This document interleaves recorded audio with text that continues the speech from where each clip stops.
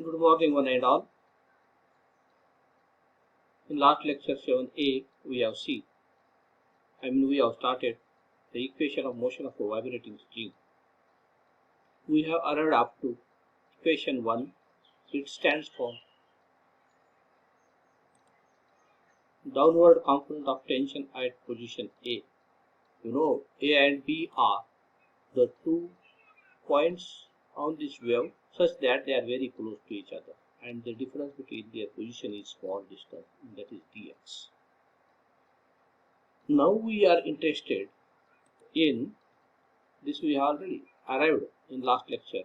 Downward component of tension at A equal to T into dy by dx. Now we are interested in what? The upward component of this tension T at B. This tension T is resolved into again two components, horizontal component and vertical components. Before that, we have to consider that angle made by the tangent at point B with x-axis is theta minus delta theta, and sure that theta is greater than theta minus delta theta. From figure also you can verify it. Now let's turn towards next figure showing the vertical and horizontal component of this tension T. See in this figure, so this is theta minus delta theta with x-axis, and this horizontal component is parallel to the x-axis. That's why these corresponding angles theta minus delta theta, and this is also theta minus delta theta. They are congruent.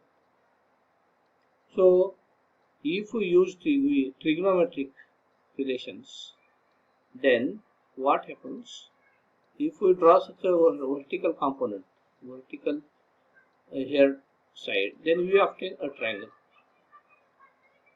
and in that triangle it is what? Theta minus delta theta is adjacent side, and this is hypotenuse. That's why this horizontal component becomes T cos theta minus delta theta.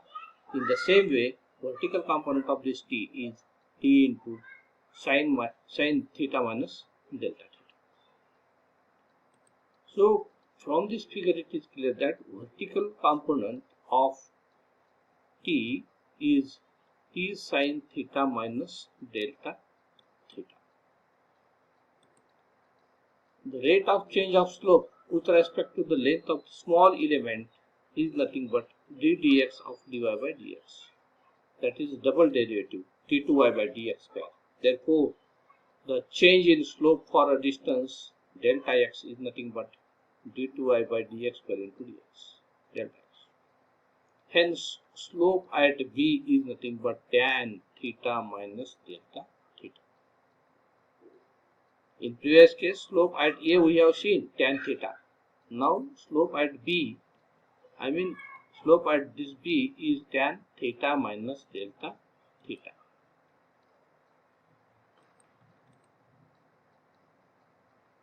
That is tan theta minus delta theta is nothing but what? Dy by dx minus d2y by dx square into dx.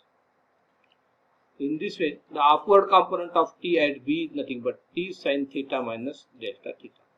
But theta is small, that's why theta minus delta theta is also very, very small. So that we can say sin theta minus delta theta is equal to tan theta minus delta theta.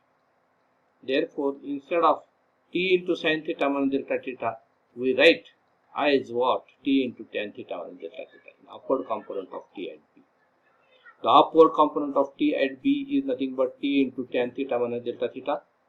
That is this one, T into dy by dx minus d2y by dx square delta x. Equation number 2. What is equation number 2? The upward component of T at B. And equation 1, downward component of T at A. So equation 1 and 2, if we carefully observe, then from these, from 1 and 2, the resultant downward tension is nothing but F is equals to T divided by dx minus T into dy by dx minus d2y by dx square dx. Let's solve this bracket. Then here you will get T dy by dx into minus T into dy by dx. This T into again this entire bracket T into d2y by dx square dx. Here I have purposely made italic these two terms so that they get cancelled, because one is plus and other one is minus, and then what left F is equals to, resultant downward tension is T into d2y by dx square delta x. Now let us turn. Suppose this is equation number 3. Now let's consider m be the mass of the string 4 unit length. So that mass of the element delta x is nothing but m into delta x. And acceleration of the element along y-axis is given by d2y by dt square. Here remember d2y by dt square, rate of change of velocity. The force acting on the element is given by force equation. You know F is equals to ma. This is the force equation. M means we have m into delta x. A means what? d2y by dt square. So F is equal to m dx, m delta x into d2y by dt square. This is about force acting.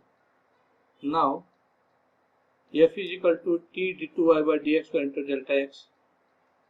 F is equal to m into delta x d2y by dt square, equation 4.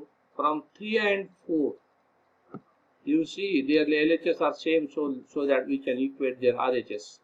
M into delta x d2y by dt square is equal to 2t into d2y by dx square delta x. This delta x gets cancelled. Then what left? This m I am taking toward right. So what left?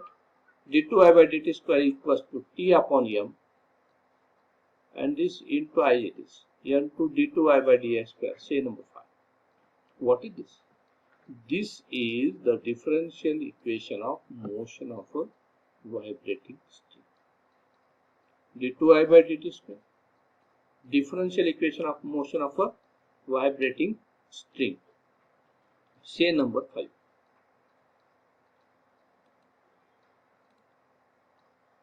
But the standard equation of motion is that d2y by dt square is equal to v square into d2y by dx, where this v is the velocity of the propagation of wave, wave velocity. If we compare equation number 5, this d2y by dt square t by m into dy by dx square, with equation number 6, then what happens? V square is equals to t by m. V square is equals to what we obtain? T by m. Taking square root of both sides, what we obtain? Take square root of both sides. If we take, we will get v is equals to under root t by m. Both t and m are in root. Equation number 7. What is v? V is the velocity of wave traveling along the string. So v is equal to under root t by m. Equation number 7. But you know that v is equal to, velocity is the product of frequency and wavelength. V is equal to n lambda, where n is frequency and lambda is the wavelength. If in case of a string of length L vibrates in p segments, suppose number of segments of vibrations is p, then length of each segment is nothing but L upon p.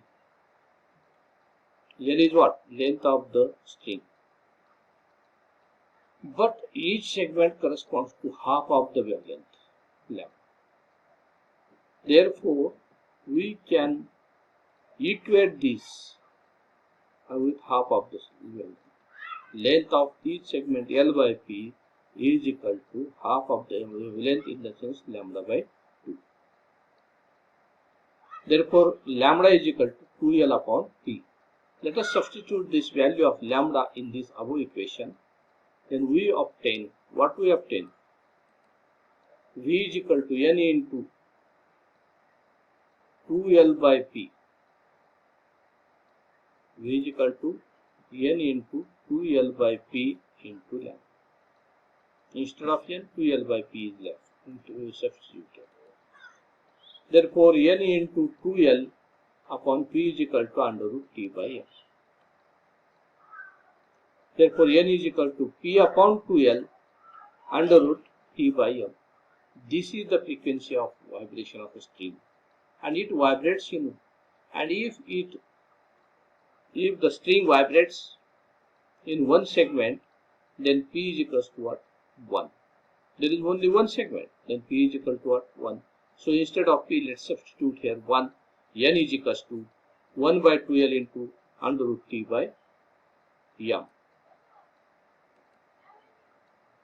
The period of vibration of this fundamental mode of vibration is given by the equation time period is equal to 1 by N. Instead of N, we write 1 upon 2L into under root T by M. So we will get this final expression of period is nothing but 2L upon 2L into under root M by T. But you know, whenever such a string is utilized in a practice, then its diameter is known to us, its area density is known to us. Let D be the diameter of the string and rho be the area density of the string. Then you know density is equal to mass upon volume if it is volume density. But here we are taking what? Area of cross section. So the density is equal to mass upon area of cross section of the string. So density is equal to M upon pi r square. Area of cross section is what? Pi r square. Because string is circular in shape. Therefore, rho is equal to M upon pi r square.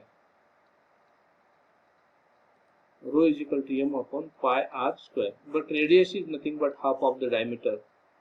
So that we write M is equal to pi cross multiply here. Rho into pi r square. M is equal to rho pi r in the sense d by 2 whole square is there. D square by 4 into rho pi, that is pi d square by 4 into rho. Now let us substitute in the equation number 8.